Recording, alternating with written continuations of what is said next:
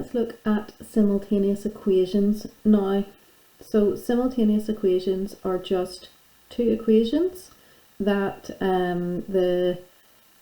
that have the same solution really. So in other words, like these are simultaneous equations, and if we're told they are simultaneous equations, then it means that the same values of x and y satisfy both equations. And by satisfy both equations, I just mean they fit in both equations, or they work in both equations. So I haven't done this one yet, but say like if x was 2 and y was 4, that would also work in these ones as well. Now, one way that you can solve simultaneous equations is to plot the graphs of the equation and see where they cross. So I very quickly sketched one of these out just to sort of talk about that a little bit. Again, these aren't drawn accurately or anything, it's just a very quick sketch. But if I had the graph of y equals 3x plus 4 and the graph of y equals minus 2x plus 8, then there's going to be one point that the x and y values are the same for both of these lines, and that point is where they cross. So this point here will have an x coordinate and a y coordinate, and they are the numbers that will fit for both of these equations.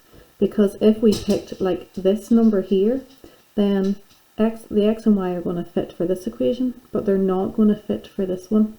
Or if we picked like this point here, then and substituted in the coordinates, like the x coordinate and the y coordinate, it's going to work out all right for this equation, but it's not going to work for this one. So there's only one point that the x and y coordinates will work for both equations, and it's where they cross.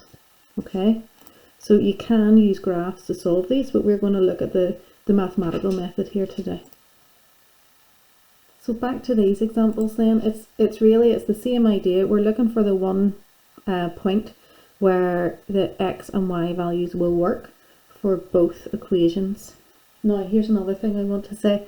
I think this is one of the things that all the different teachers have their own little way of doing it, and it's probably the way that they were taught. I'm going to talk you through the way that I always set my working out for questions like this. If your teacher has taught you a slightly different method and mine confuses you, then ignore me and go with what you're used to, because once you get into the habit with these things, you know what you're at, and seeing a slightly different method can lead to confusion. So just be careful with these. Okay. Right, so we've got a few examples we're going to work through. I think just doing examples is the best way to explain what the method for doing these here. So if you're asked to solve simultaneous equations or pairs of equations, the first thing I will do will just be to write them out the way the question has given them to me, and call this one 1 and this one 2. Does not matter what order you do it in, but I always just label the top one 1 and the bottom one 2. Now, because we've got two equations here and we have two unknowns, if we can eliminate one of those unknowns, if we can get rid of it, then we'll end up with just one unknown. And we all know how to solve an equation with one unknown. It's just solving equations like we do all the time in algebra. Now, in order to do that, you want to have the same number of either the x's or the y's, or whatever letter the question has used. I think I've used x's and y's in all of these, but it could be a and b, it could be anything. So at the minute I have 6x in this equation and 5x in this equation, so they're not the same as each other. I've got 4y in this equation, I'm ignoring the minus for now, and I've got 2y in this equation, so again not the same as each other. So just look at both sets and decide which one is going to be easier for me to make be the same. And to make them be the same as each other, you're going to have to multiply through a whole equation by something to get the same number. Now for this one here, I would say that if I can change mine to make my y values be the same, that's going to be easiest, because I can just multiply this by 2 to get 4y, and then it'll match with that. Okay, so my next line is to again, I'm writing out equation 1. I'm not going to be changing equation 1, so I just write it out. Right. Equation 2, I am changing it. I'm going to be multiplying it by 2. So I write equation 1 is this, equation 2 multiplied by 2 gives me this, and then I work through. So my original equation 2 was 5x. If I'm multiplying that by 2, that gets me 10x. Plus 2y multiplied by 2 is plus 4y. Equals 2 multiplied by 2 gives me 4. It's a very, very common mistake for people to forget to multiply this side of the equal sign by their multiplier. Now, do you see how I've lined these all up with each other? That makes life easier. I keep saying in these videos that I make silly mistakes all the time. These are all steps that you can do to try and stop yourself from making these silly mistakes. Now that we've got the same number of y's, we need to decide whether we're going to add these two equations together, or take one away from each other. Now, let's think it through. We're trying to get rid of the y's here. That's why we made them be the same as each other. So I don't worry about the x's yet. Don't worry about this yet. Just look at the y's. And I've got minus y. If I'm taking this bottom equation away from the top one, so I'm going to end up with minus 4y, take away 4y, that's going to give me minus 8y. So that's not going to work. So it can't be subtract, it must be add. Check it. Minus 4y plus 4y gives me 0y. So that will get rid of the y's. So I always write here, I know my classes think this is overkill. It's how I was taught. It's how I've always done it. But I write out in block capitals add or subtract, because again, I make silly mistakes. It's easy to make silly mistakes in these.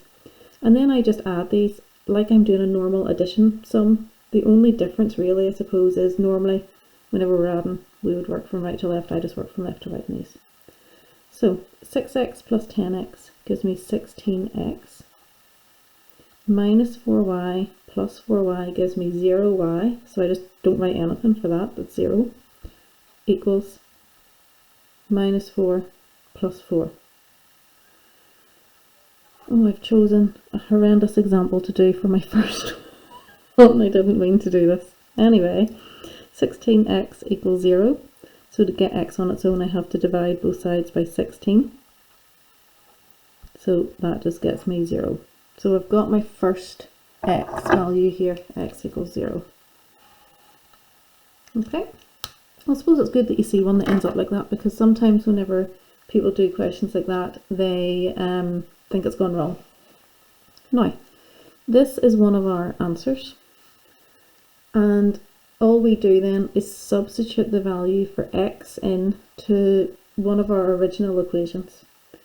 I would probably have a look at them and pick the nicer looking one. So seeing this one, I think equation 2 is a bit nicer than equation 1, because equation 1 has all these negatives in it, and negatives can lead to silly mistakes. So for equation 2, I always write substitute or subs into 2. I will write out equation 2, 5x plus 2y equals 2, and then I'll substitute in for x. So x was 0. So I end up with 2y equals 2. So y equals 1. I've divided by 2 on both sides, I already get that. Okay, so 5 times 0 was 0, so that's why that just disappeared from one line to the next. So they are my two solutions. So x equals 1, or sorry, x equals 0, and y equals 1. That's my answers. Okay, let's look at example 2. So example 2 is these two equations. Now, I'm probably not going to talk through the method quite as much this time, but otherwise we'll be here all day. So remember, equation 1, equation 2. Now we're looking to see what one I can get rid of. So we don't have the same number of x's, we don't have the same number of y's. We could either, we've got two options, we could take equation 2 and multiply through by 7, because that'll give me the same number of y's, or we could multiply through by 3 and that'll give me the same number of x's. I think I'm going to do that because the smaller the multiplier, the smaller the numbers we're having to deal with. Less silly mistakes. So again, equation 1 is staying the same. It doesn't have to be this way, by the way. You can change things in equation 1 or equation 2. It just so happens that so far, and maybe in all of these examples I'm about to do, I think it's always going to be equation 2 we're changing. We'll see. Right, so equation 1 was staying the same. So 9x plus 7y equals 10. Equation 2, we're going to multiply by 3, because that'll give me the same number of x's. So, and you see how I point along? That's another good thing, to stop yourself making silly mistakes. So 3x multiplied by 3 gives me 9x. Y multiplied by 3 gives me 3y. 2 multiplied by 3 gives me 6. Draw my line. Now I have to decide if I'm adding or subtracting. So if I was to add these together, 9x plus 9x gives me 18x. So it's not that. Subtract 9x away from 9x gives me 0. That's what it is. So 9x take away 9x gives me nothing. 7y take away 3y gives me 4y. 10 take away 6 gives me 4. Then solve for y. So divide both sides by 4. We end up with y equals 1. Okay, next step is to substitute that value into, and then we will have to decide whether we're going to do into equation 1 or equation 2. Again, numbers are nicer in equation 2, and I'm going to choose it. So 3x plus y equals 2. That's what equation 2 was. Substitute in for y being 1, so 3x plus 1 equals 2. Now, to solve for x, take 1 away from both sides, and then divide by 3. We end up with x equals a third. So my answers for this are x equals a third, y equals 1. A good check is to take these, I should have said this in the first example actually, but to take these and substitute them back into the other equation and check that it works. So we've said x is a third, 9 times a third is 3, plus 7 times y was 1, so 7. So 3 plus 7 gives us 10, woohoo! So we've got that one right. So, it's nice to do the wee checks. Now, example 3. Two more equations, 3x minus y equals minus 10, and 4x minus y equals minus 4. So again, equation 1, equation 2. Now, if we're looking here, see how we have the same number of y's? So that means we don't need to multiply through by anything. So I can just, in fact, I could probably do it straight on here. Look at this. Instead of rewriting them, because I'm not multiplying through by anything, I can do it here. Now, we need to decide now whether we're going to add or subtract, and be super careful. Negatives just confuse everything. So we've got minus 1y and we've got minus 1y. So honestly, think it through logically. Try adding first of all. Minus y plus minus y is the same as minus y minus y, which is minus 2y. So it's not going to be adding, but check, because if you're like me, you'll make silly mistakes and you might eliminate one, think it's the other, but actually you made a mistake in your first one. So let's try subtracting. Minus y minus minus y is the same as minus y plus y, which takes you to 0y. So minus y minus minus y, remember, taking away minus gives you a plus, so minus y plus y, which gives you 0y. So it is going to be subtract. Okay. Now, I always just take the bottom equation away from the top equation, because I find if you change your method up, then sometimes halfway through the question you accidentally switch. And again, silly mistakes.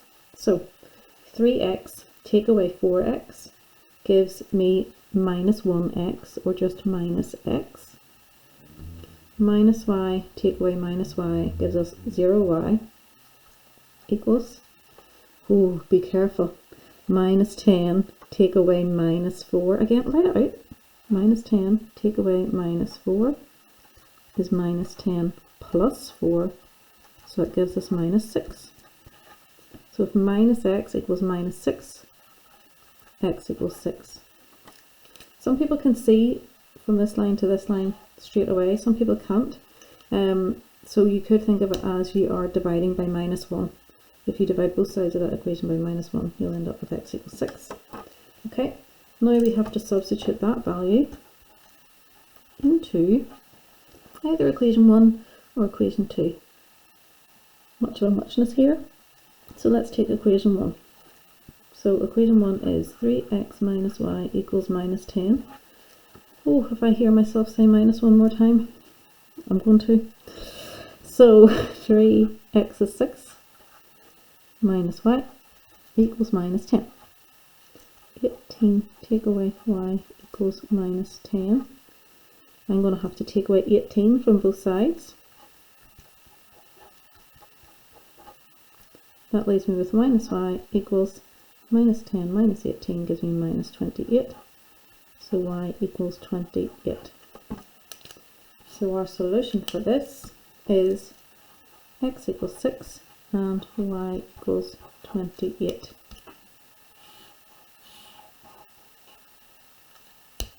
Again, you can check that works. So let's check it with this one. Because I've already used this to substitute in, it's a good idea to check in the other one. So for x, we said x was 6, so it's 24. Take away y gives us minus 4. Yep, 24 take away 28 gives us minus 4. Woohoo, worked! Right, here's our last example. So let's try and think, first of all, name our equations. So we need to think, right, what can we get rid of easily? So we don't have the same number of x's or the same number of y's. That's not really that nice. That's not really that nice. So we're going to end up having to multiply both equations here. So we could either multiply this equation by 2 and multiply this equation by 5, because that'll give us 10x for both of them. Or if we try to get rid of the y's, we could multiply through by 9 and then multiply through by 6 on this one.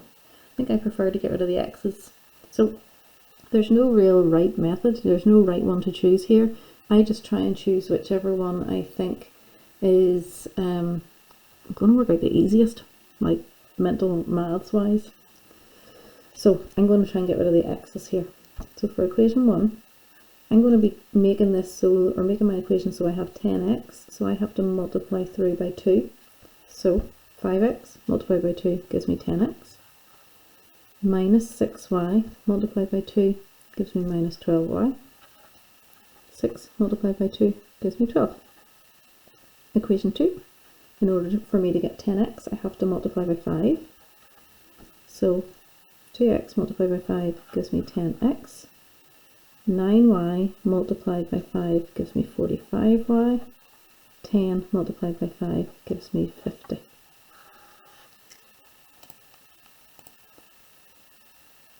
So, I need to decide now whether I'm going to add or subtract, and it's going to be subtract.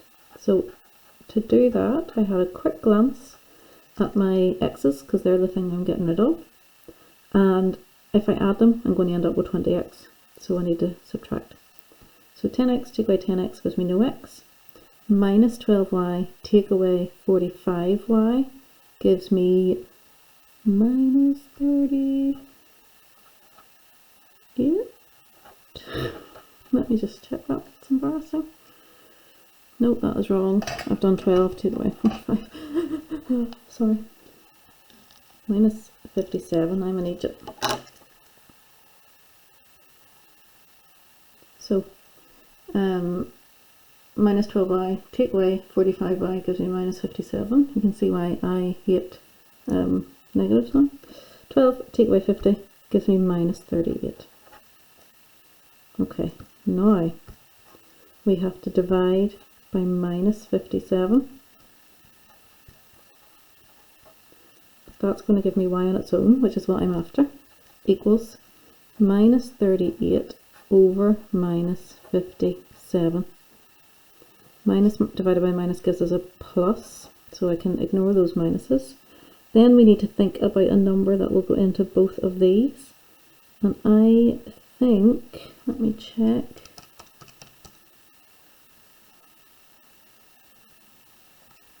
No, I think, is it 19 goes into both of these? Yeah. So this can be simplified because both of these numbers can be divided by 19. So 38 divided by 19 gives me 2.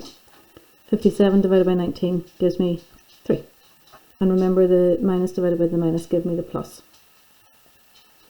Okay, so there's y. Once we have that, we substitute back into one of these equations. I'm probably going to go with equation 2. No, I changed my mind. I'm going to go equation 1. So substituting into equation 1, which is 5x minus 6y equals 6. And if I'm replacing my y with 2/3, 5x minus 6 times 2/3 equals 6. So 5x minus 12 over 3 equals 6. So 5x minus 4. Okay, now to get x on its own, add 4 to both sides. Leaves me with 5x equals 10. And then to get x on its own, divide both sides by 5. And we get x equals 2. So my solution for this is x equals 2 and y equals 2/3. And again, do a quick check with the other equation. So with equation 2, 2 times x, which we said was 2, is 4, plus 9y. Y was 2/3. 9 times 2/3 is 6. Yeah, gives us 10. Okay, that's us. Bye.